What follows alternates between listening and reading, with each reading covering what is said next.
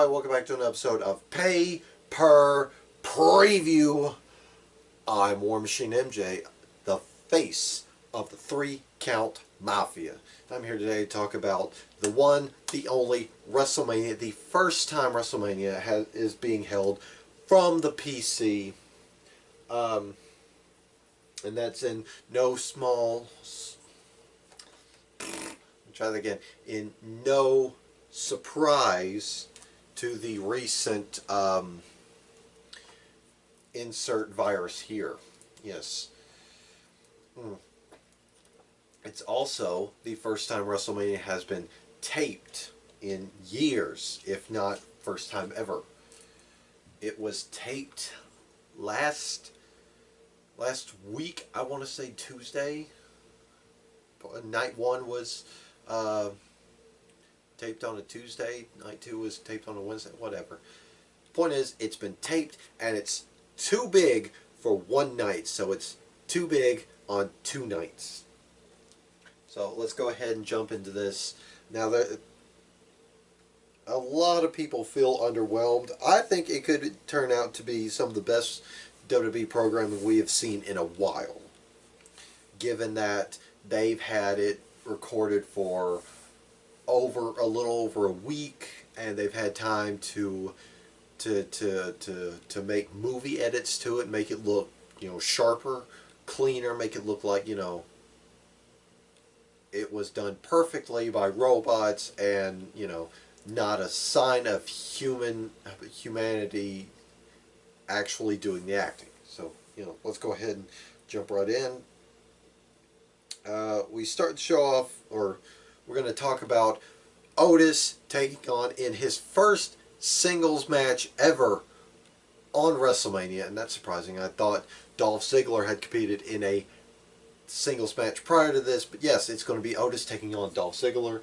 Story here is Otis has been trying his ass off to charm Mandy Rose, I should say, but Dolph Ziggler swooped in and took her. Now he's just rubbing her in Otis's face and calling Otis a loser, and Otis has had enough. So these two are gonna lock horns, and the consensus is we're all three gonna go Otis across the board. Yeah, Otis is gonna whip Dolph Ziggler's ass. Next will be this one's up in the air. Yeah, a lot of this WrestleMania card is just up in the air right now. Or as far as we know, there hasn't been much in the way of spoilers. There's just been, oh, so-and-so has been sent home due to illness, or so-and-so is going to miss WrestleMania due to quarantine. One of those is Bobby Lashley, who is going to be taking on Aleister Black. As of, let's see, when Rod and Malcolm sent their picks in Saturday night, Thursday night, sorry. My brain's kind of wonky at 11 a.m. Anyway, when they sent their picks in, this is the card. These were the matches on the card, so nobody knows what's happening. Anyway, Aleister Black taking on Bobby Lashley, a match that was just kind of crapped out of nowhere. But it's, it's pretty much in jeopardy because Bobby Lashley was sent home, due to illness. So, yeah, we're going to go Aleister Black across the board. Next will be for the WWE Women's Tag Team Championships. It will be the Kabuki Warriors, Asuka and Kairi Sane defending against Alexa Bliss and Nikki Cross. Yeah, we're going to go Bliss and Cross. Next will be Elias taking on Baron Corbin. Yeah, this match came about because the host of WrestleMania 36, Rob Gronkowski, made this match, and then Baron Corbin tried to murder Elias. So, Rod's picking Baron Corbin. Mainstream is picking Baron Corbin as well.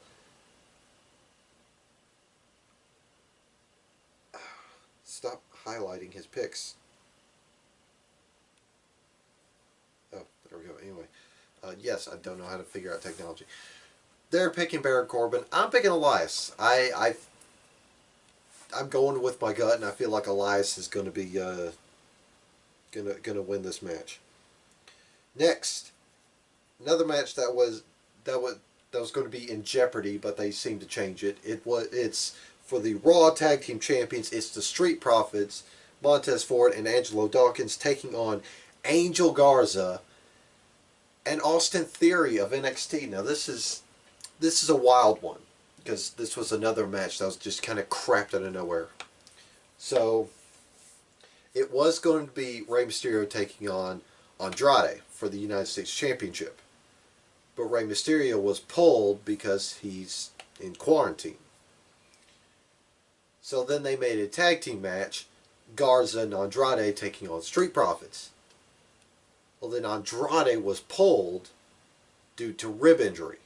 So now it's Angel Garza and Austin Theory taking on Street Profits. Now, how big of a moment is this for Austin Theory? Because, he's had one or two matches here and there on NXT, and then he makes his Monday Night Raw debut the week before Mania, and then he makes his WrestleMania debut within, just a couple of months of signing with the company. That's got to be big for him. Even though that's going to be an underwhelming experience for him, it's probably going to be on a much bigger, much more liver WrestleMania stage another year or two from now. Proper. But, yeah, all three of us are going to go Street Profits. They are in no way, shape, or form in danger of losing their tag team titles. Next is a fatal 5-way elimination match for the SmackDown Women's Championship. It's going to be Bayley taking on Naomi, Lacey Evans, Tamina, and Sasha. Now let's just go ahead and take the elephant out of the room. There's no way in hell Tamina's winning this one. No way. She was just, like Rodimus and I talked about on 3 Count, she was just an extra body they threw in. So yeah.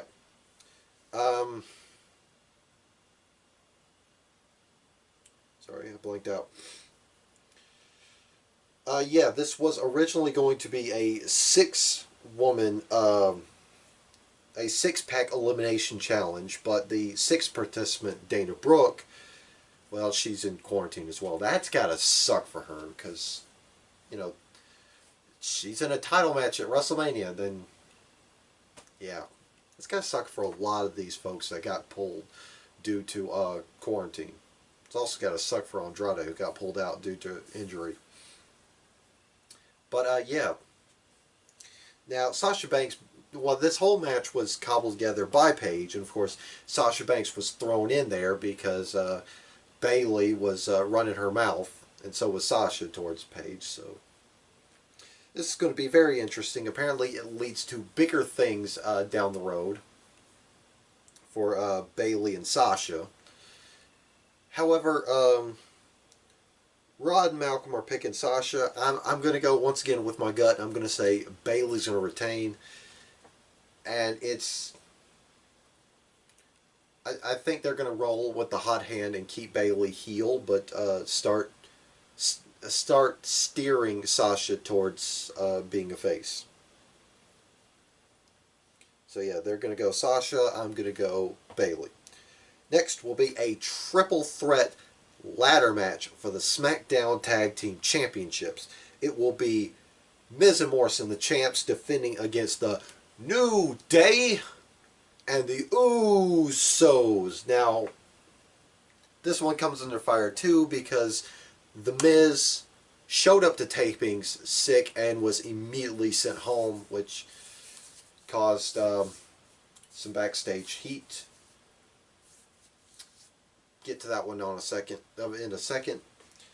But yeah, this is kind of up in the air because we don't know if this match got filmed before The Miz was sent home or what have you.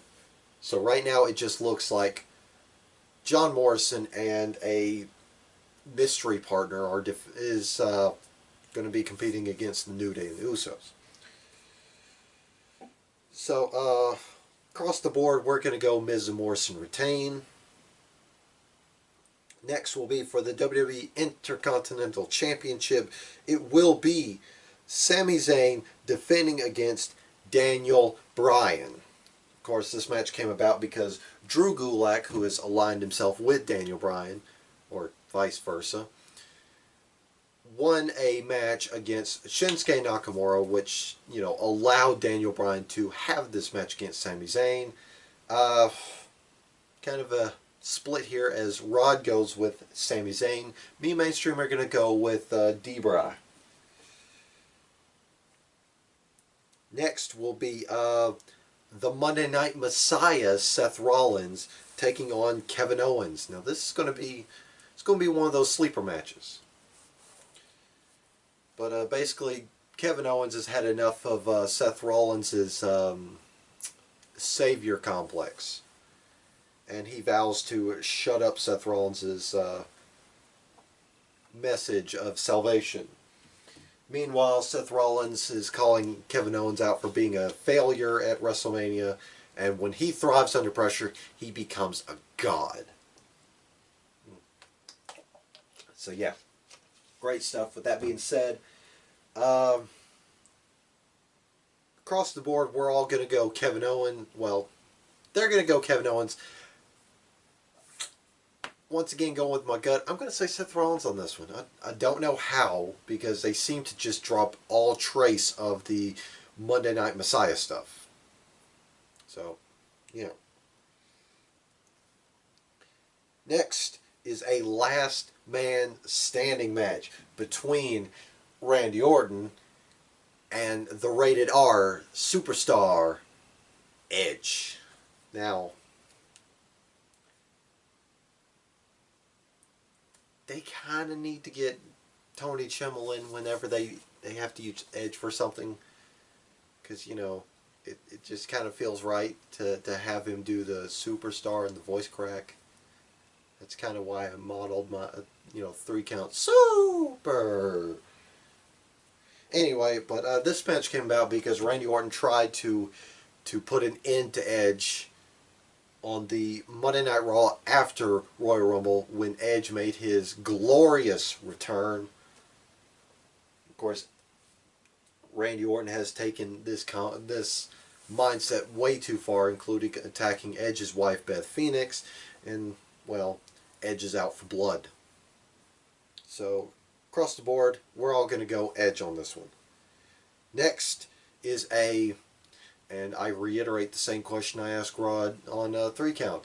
What the hell is a boneyard match between The Undertaker and AJ Styles?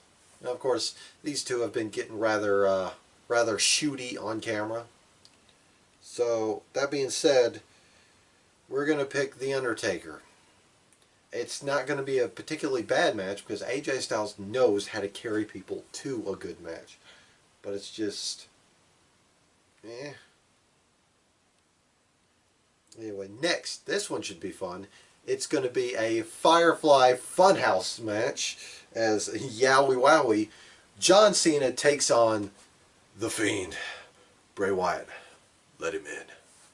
Now this is long-term booking, folks, because they take this all the way back to WrestleMania 30 when John Cena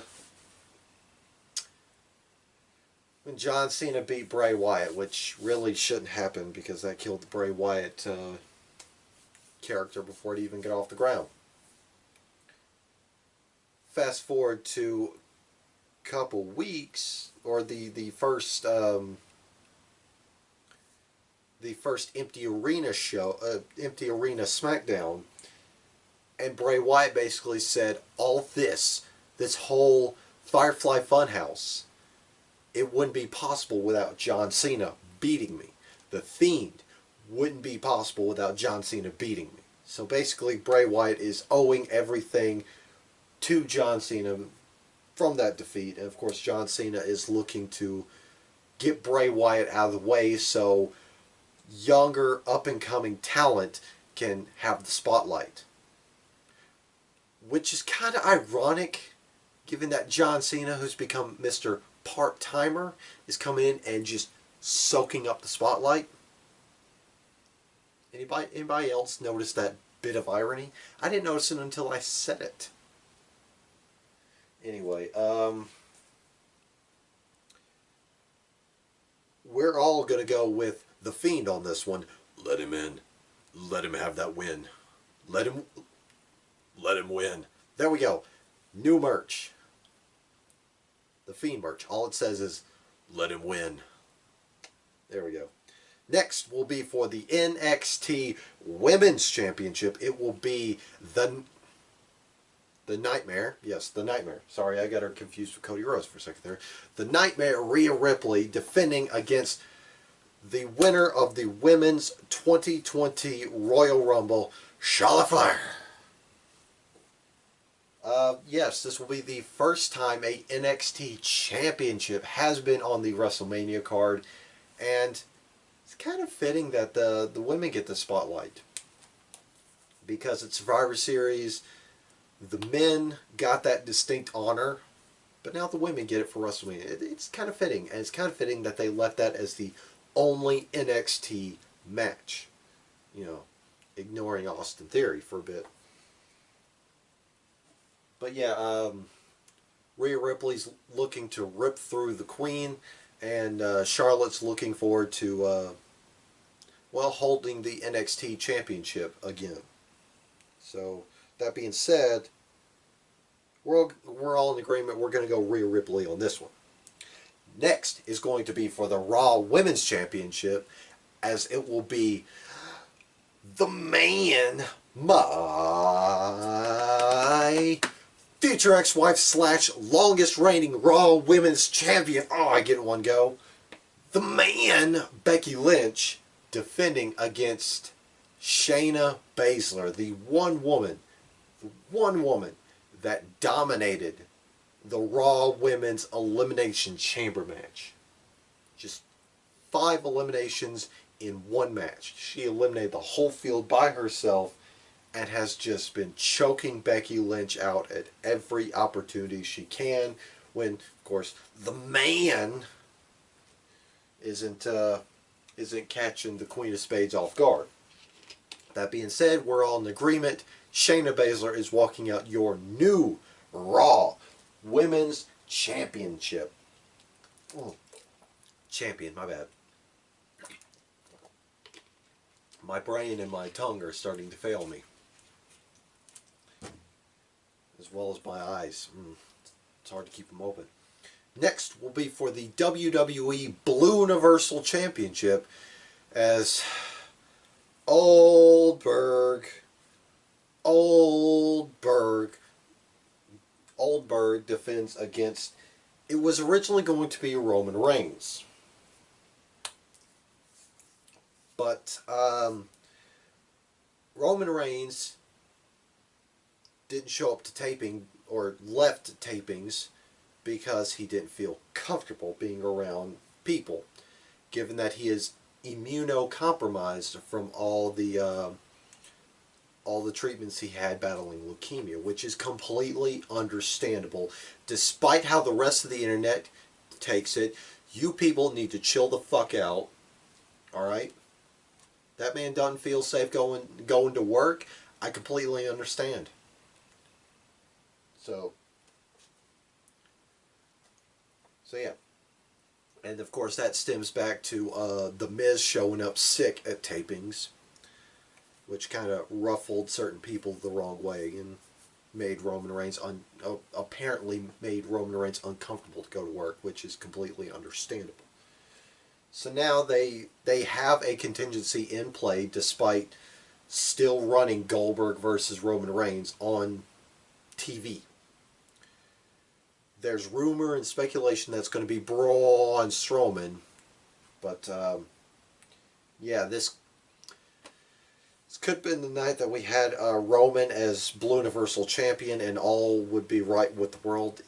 It just seems like Roman can't win with the fans. Because I get it. You can please some of the people all the time, but not all the people some of the time. But you can please all the people sometimes, or please some of the people all the time. You can never have both. I get it. But he can never win. Because when he becomes champion, people boo him. When he's supposed to be champion, everybody wants him to be champion, and the rug gets pulled out from under him, we boo. I get it. But yeah, this just a rotten turn of events for Roman. We're all going to go with Goldberg on this one. He's going to retain no matter what. And it feels like they're going to set this rematch back up at SummerSlam whenever it takes place. Yeah. So we're going to go Goldberg on this one. And that leads us to the main event. It is for the WWE Championship. It is the Beast, Brock Lesnar, the reigning, defending, conquering Universal, WWE Champion, you get it. The Paul Heyman spiel, whatever. Taking on the winner of the 2020 Men's Royal Rumble winner, the rightful winner. The right man, the right place, the right time. Drew McIntyre. Now what they need to do, what they need to do for this man. I know it's already shot, but please surprise me. Please play his old theme from his first WWE run. That'd be so perfect. It'd be so fitting. It's full circle. The return of the chosen one. Just, But yeah, Drew McIntyre needs this win more than anything, because that'd be just a huge step up. Considering all they've had him do since he's come back to the main roster is just play henchman for Dolph Ziggler and Shane McMahon. Even though, I mean, he's 7 foot badass. He needs to play. He needs to be by himself. But we're all going to go Drew McIntyre on this one. He needs to win. Slay the Beast. Get rid of the whole Brock Lesnar death grip on championships. Yeah. That is our preview of WrestleMania. Too big for one night. Pre-taped. So, that being said, I'm War Machine MJ of the 3 Count Mafia, and I will see you guys next time.